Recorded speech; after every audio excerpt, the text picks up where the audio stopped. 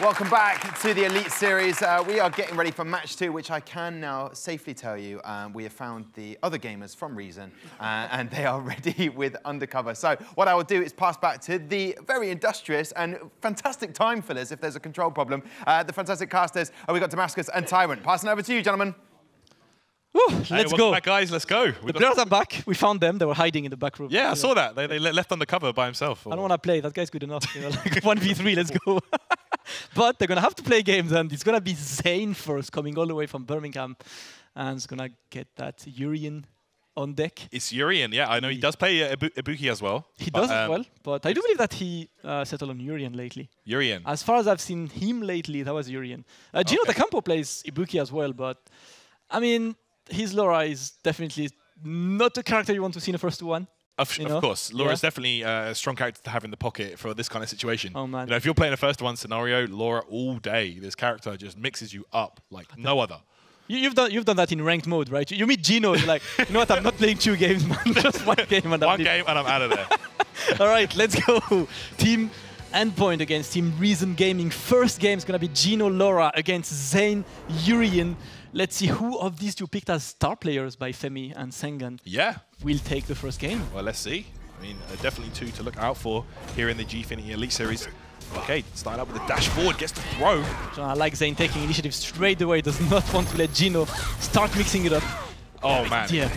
Just like we said earlier, Urien, a fantastic character. He can play defensive or offensive, you know, he doesn't have to be close. Yeah, one of the interesting things about the character is definitely this. The ability to just change paces so much, but when Gino is on the offense like this, it's so hard to get out without using some resources. Okay, back throw. Great one from Zane. Keeps the corner carry now. Just now, and another thing to mention about Urien, you know, he's got a very effective fireball game. You don't see a lot of Uriens really taking full advantage of that. He does. Oh, V-trigger activation now, and now it's going to be a reset, which is going to be, okay, enter the combo. Oh, he woke up! He tried to charge it with the V-skill. Oh, and that's going to be Aegis a bit too far. This could be dead. I think this is dead. Oh, no. Be dead. Needs them 1 more reset. Has another. He can just chip with super, I believe. Yeah. And that's what he's doing. Smart one from Zane. Knows that Gino is in V-trigger mode, cannot V-reversal in this situation. He has to take the chip. Yeah. Only way you can kill someone while he's blocking is using your full resources with a critical art. I mean, the only way out of that scenario would have been V-reversal, but Gino had already activated the V-trigger, which meant he didn't have access to any kind of V-reversal there. Not available at the time. And first round, 4. Oh, great choice there. Great one. And Gino full on resources as well. He's going to be able to use the overheads. Oh, and again the block. That one's -7, I believe. Okay, backdash is out of there. Here we go. Great from Gino. Stays in front. Oh, the crash counter is there. Oh, crosses up and the reset in the corner. This is dead. Oh, yeah. Great conversion from Gino, who has not been using a single command grab yet. And this is very important because right now Zane's feeling confident in his... Yeah, he's not going to grab me, man. And now, yeah, exactly. And now, but this could be the perfect opportunity to bring out those command grabs. Wow, anti-EX headbutt. -6. Yeah, the block from Gino, but no punish. Stain takes advantage of it. Great tech here. Back to 50-50. Similar. All right. Life for both players there, but Gino taking the offense. Crush counter gets the reset now. Oh, and just like you said, here come the command throws. He did no respect with the great one from Zane, not showing any kind of respect. That was risky, but it still went well. Now, what's the mix-up gonna be? Okay. Simple. Oh! Gets the second Aegis, but cannot convert off that. That's the stun! That's gonna be the round! Right there, yep. Ends the combo. It's a nice, safe combo there. Doesn't try anything too fancy. Nope. Zane takes that one for his team. Team Reason goes 1-0 up. Great and simple one, and a great one from Zane. Great composure there. Able to wrap this one up.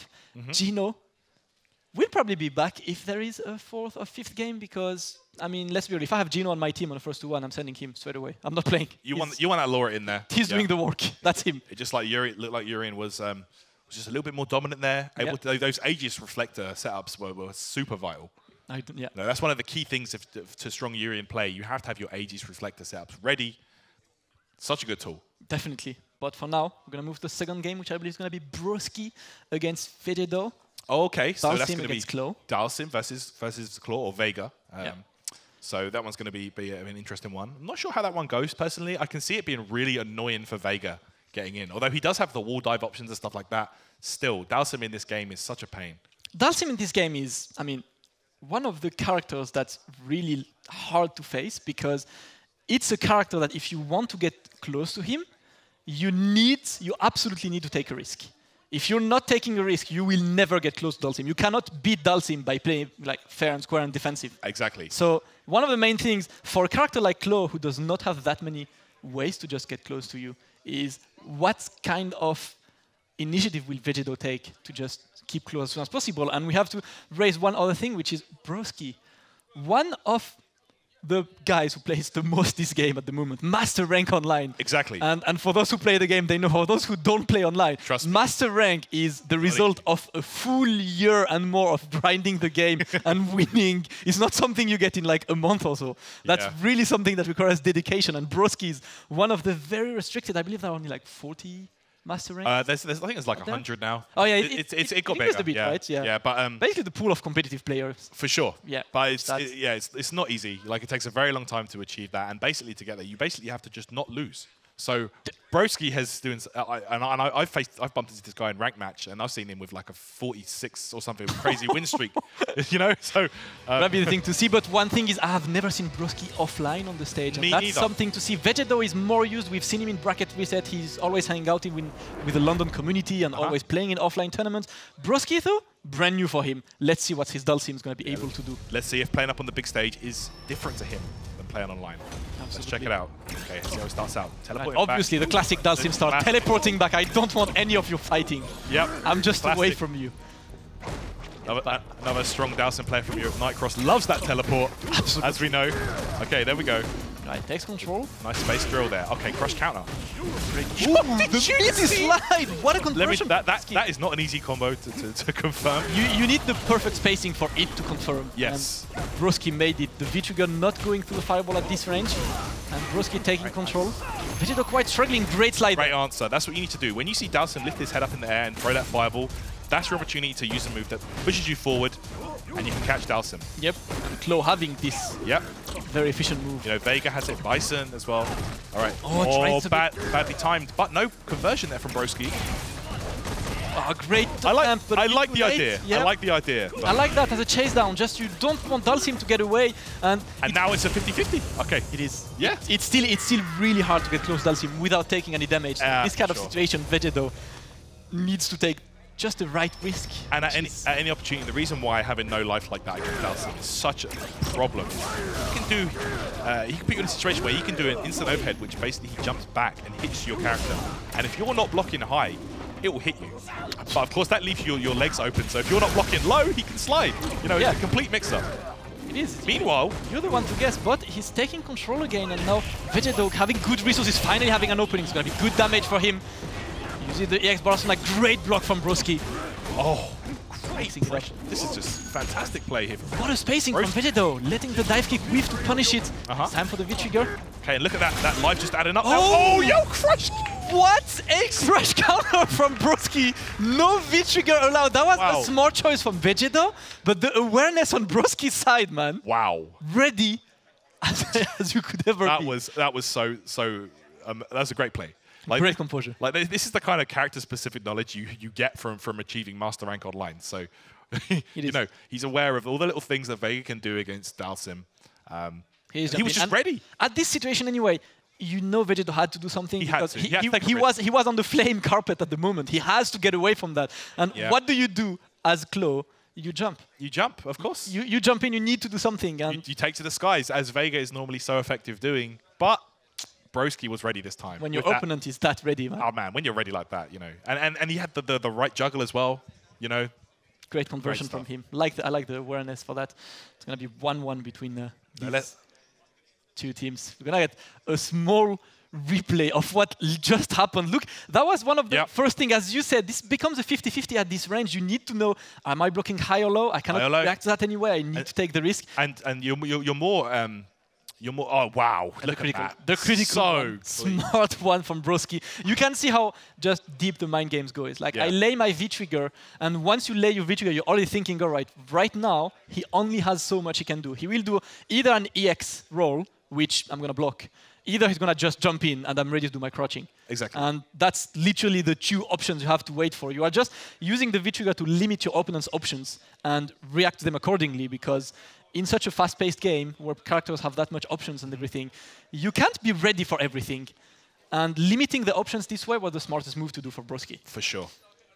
All right, moving to the next game, Tarrant. And this is going to be JonesArcade against Undacuva, who's going to be Ken against Necalli. Another pair of guys that we maybe haven't even seen at the tournament offline scene before.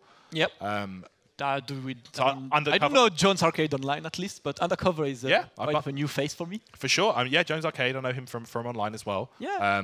But yeah, Undacuva, a very unknown entity here. I mean, we saw the video vignette there, which was really. I really like that, man. Just from that video, I'm down with this guy. Listen, just imagine, right? You're a 10-year-old kid, and your dad's like, "Yeah, I'm gonna play like competitive video game on a big stage." Yeah. You know, like I'm going to school. I'm gonna tell that to all my friends. Listen, cool. Guys, you know what does your dad do? Oh yeah, my dad's a pro gamer. And you're like, tune into Twitch, G2W1 Elite Series, you can check him out. He's a pretty cool guy. Yeah, and goes on to show how great the Challenger series was online, because it just gave this kind of player an opportunity to get some exposure, because we know how hard it is to reach the big stage, and giving them that opportunity is so big that this for them is the moment to show that absolutely they have been playing that long on the game. Yeah, I mean, you see guys that, like you said, he's been playing Street Fighter his whole life. He's played like the entire series all the way through. So this is a perfect opportunity. Shouts to Gfinity for giving this guy the chances here. Absolutely. All right, JonesArcade Ken. Okay, there we go. Necalli trying to zone immediately with that V skill to build the V trigger. Okay, using that V skill there as we can. Not a bit too far for the Hadouken. Yeah. Oh wow, whipping throw, stomp there. Undacuva slowly but surely trying to take control, but JonesArcade not taking too many risks. He knows Necalli damage output. Wow. Unforgiving. Oh, just out of range for the EX command throw. A bit too far. Great anti-air from JonesArcade and gets the corner pressure now. Simple anti-air. Still gets challenged. Jab anti-air, but just out of range for the command throw again. Yeah, a bit sloppy, like positioning gameplay. Oh, here we go. Finally gets that. Dragon Punch, pushing Ken more towards the corner. So the damage. Oh, great clean jump in, and he maximizes the damage with the V-trigger activation now. Gonna need one more. Stays in front, but unable to do the VT. JonesArcade wrapping this one up with a crouching medium. And shaking his head a bit on Undacuva side, knows that he should have blocked that, but probably got a bit reckless. He blocked the air hurricane kick. Yeah. But he wasn't ready for the follow-up. Oh, wow. Did you see Ken? Ken got confused. Yeah, dash TP. Smart and great anti-air from Undacuva. Showing the fundamental gameplay there. Still going back. I like the very conservative playstyle he has. Not jumping too much, not taking too many risks. He's waiting for JonesArcade to give him a hint on how to open him up. Wow, trying to jump there. Okay, gets the throw. JonesArcade got the corner control now. Yep, good situation for him there. And again, keeping the pressure. Backs off. Necalli jabbing it out. All right, stop the safe pressure. It's back on really level so far. Oh, a bit too deep back for the jab anti-air to work there. Undacuva keeping his distances, but he's going to have to find an opening now. Yeah, neither of these guys overexert himself. Oh, great use there. Yes, to the fireball. Staying on. I like the use of Crouching Fierce. Lots of active frames there to make sure you're not messing up. But the opening from JonesArcade now. He needs one more hit and gets the crush counter. Standing Fierce. He walked back. Back this up. Great game from JonesArcade. Undacuva, unfortunately, unable to get his defensive play straight to efficiency on this. Yeah, it didn't work out for him there. JonesArcade with the perfect choice to walk back slightly and then the stand hard punch. Caught him pressing something. Saw that crush counter. Yeah, that's one of the parts of the game. Is like, you know, when you just walk back, you know both players will be looking for something, and very often you kind of want to be the first to do that, and that's what punishes you that often. That's what happened at the end. That crush counter to finish this one just got the end of Undacuva. I mean, Undacuva, a very active Necalli, I feel. Yeah. Okay, check out the replay here. Okay, nice combo, the conversion there from Jones. Yeah, I like the block was great there, but you can see here. Then he tried to wall back or press a button of some kind. Yeah, one of the main things is when you are in this kind of situation, defensive situation, you want to take the upper hand back, and if you get too reckless pressing a button, you get countered. That's what happened to him twice. Yep. There is no anti-air on this. He walled back, tried that standing roundhouse because he wanted his own crush counter. Yep. Unfortunately, if you press the button slightly after mine, you get countered. Exactly, it happens, counter hit, and in this case, there are specific moves in the game that cause a crush counter state, which gives you a big opportunity for damage and puts you at a huge advantage. And Necalli is one of the characters that makes the most damage off this one. Absolutely. For sure. I mean, he gets such a great position from there. And we saw, Undacuva trying it a bit too much, but JonesArcade was ready. Yeah. And Just took that one there. Yeah, so good play from Jones. Great one. But now we're going to have game 4, and that's going to be JonesArcade staying on. Stays on. And Zane is coming back to try and get a second win for his team, because so far he's the only one to get a win. So he's took that first win over Gino. Yeah, going to have to carry the team on his shoulders, which is never an easy thing to do. Never an easy thing to do. And you've got that pressure. I mean, this is the same sort of scenario that we saw, you know, and we get Ibuki this time again. He went over to Ibuki. Maybe he doesn't like Ken versus Urien. Or maybe Ibuki a smart choice in first to one as well. One of the characters that can catch you off guard so easily. Ibuki, one of the characters which is very highly regarded as of late in the game. One of the best characters. She's super strong, man. She's got such good reset options, amazing V trigger, comeback definitely. potential. But Ken actually has great tools against her. He has the forward dash tech that can allow her to just like be too far after a counter hit. Yep. So let's see if JonesArcade has this kind of knowledge. But Zane now committing to his Ibuki, trying to fish for that crush counter. No whiff punish on that side, a bit risky from Zane. It doesn't look like JonesArcade is ready for this one yet. Great anti-air. Oh man, I'm not sure what Zane tried there. Early button is pressed. Oh, dash in after -3.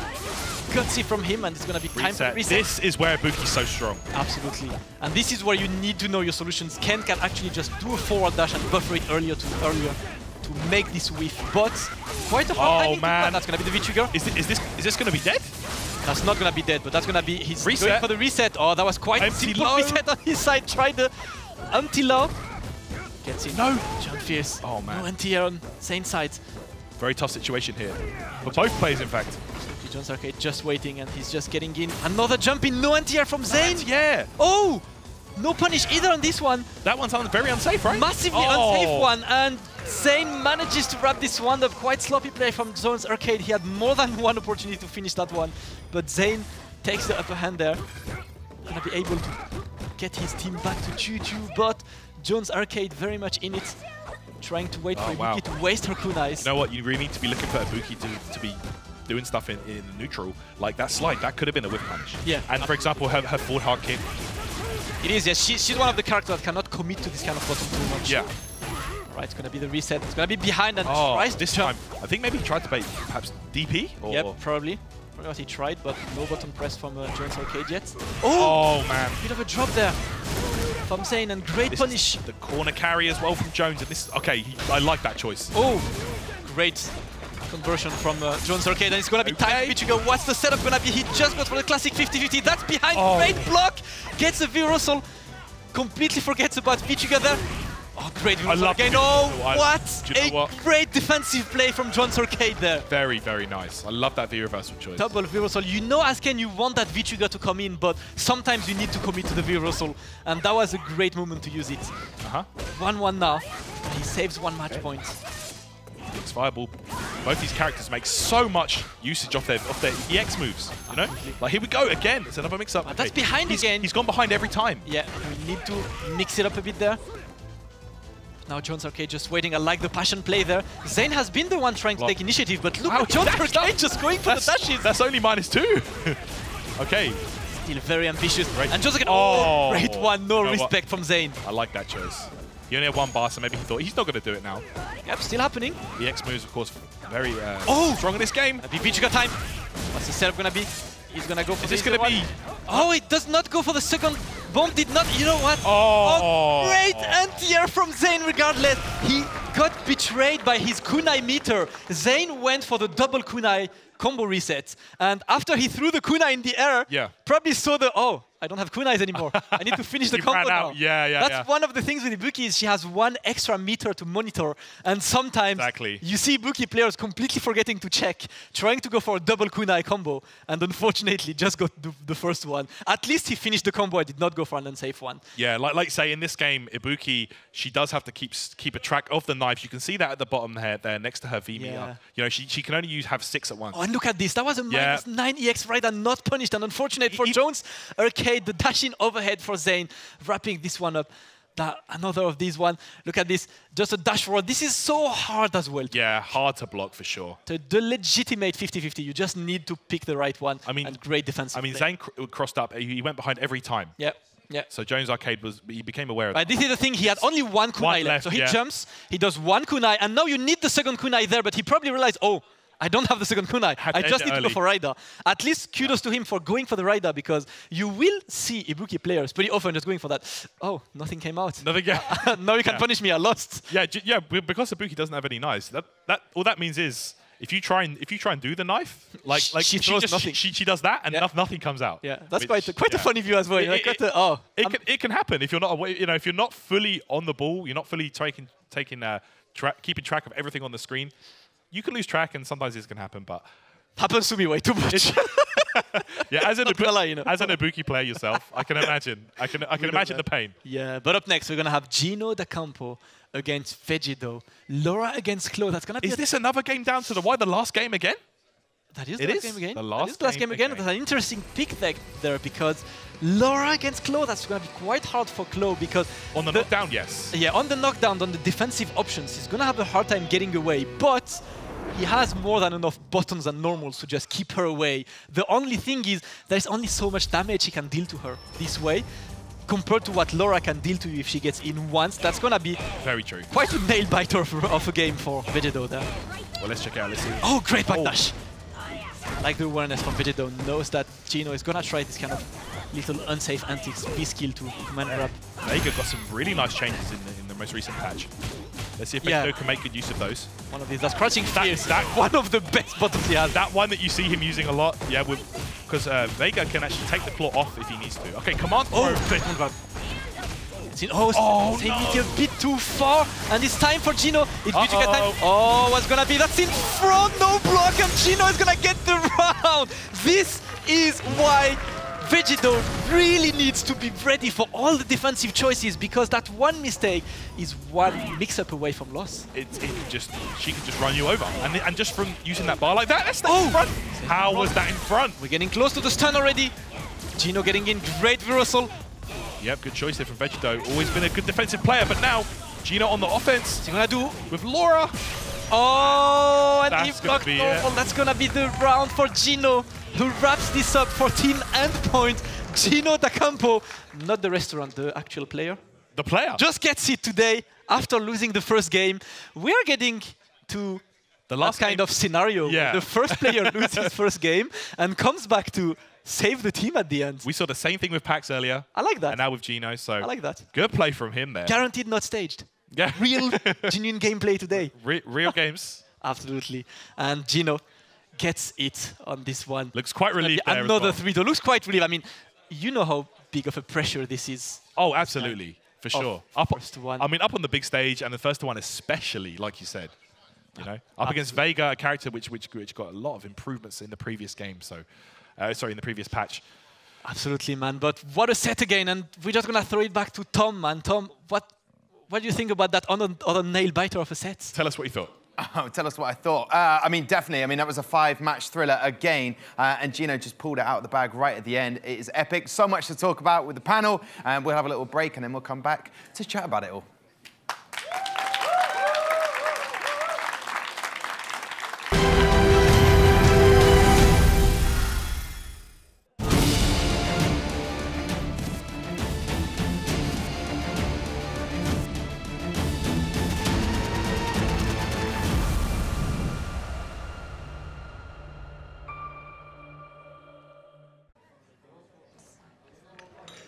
We're still waiting for our bill. Yeah, I'll be with you in a minute.